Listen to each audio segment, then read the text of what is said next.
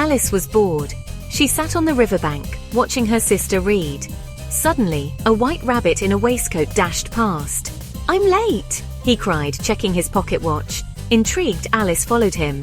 The white rabbit led her to a large rabbit hole. Without hesitation, Alice tumbled in after him. Down, down, down she fell. It felt like falling down a well. Finally, she landed with a soft thump.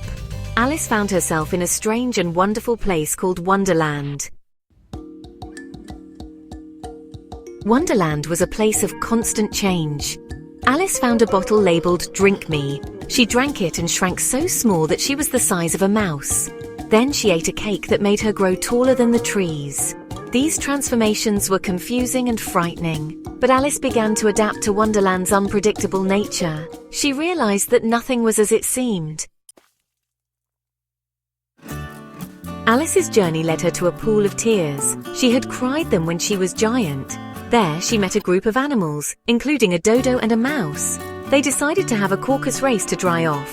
The race had no rules and everyone ran in different directions. It was a perfect example of Wonderland's nonsensical nature. Alice encountered a blue caterpillar sitting on a mushroom. The caterpillar asked Alice, "Who are you?" Alice struggled to answer. She had changed so much she wasn't sure who she was anymore. The caterpillar's question made Alice think about her identity. It was a question she would continue to ponder throughout her journey. Section 5. The Mad Hatter's Tea Party, Time Stands Still. Next, Alice stumbled upon a tea party. The Mad Hatter, the March Hare, and the Dormouse were having a very strange tea party. Time was stuck at tea time. They spoke in riddles and nonsensical rhymes.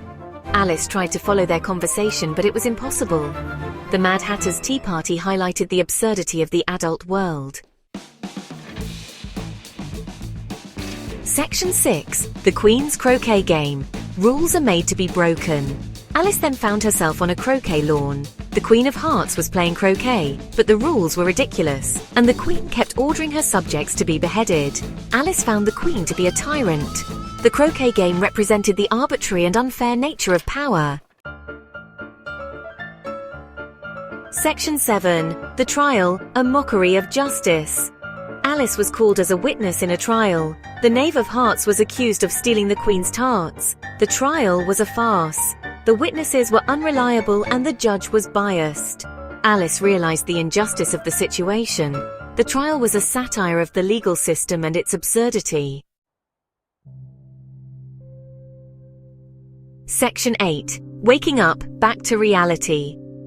Suddenly, Alice woke up. She was back on the riverbank. It had all been a dream, but the experience had changed her. She had faced her fears and learned to question the world around her. Section 9. Wonderland's Enduring Allure, Nonsense and Growth. Alice's Adventures in Wonderland is a story about the power of imagination. It teaches us to embrace the absurd and to never stop questioning the world around us. Alice's journey reminds us that growing up can be confusing, but it can also be an adventure.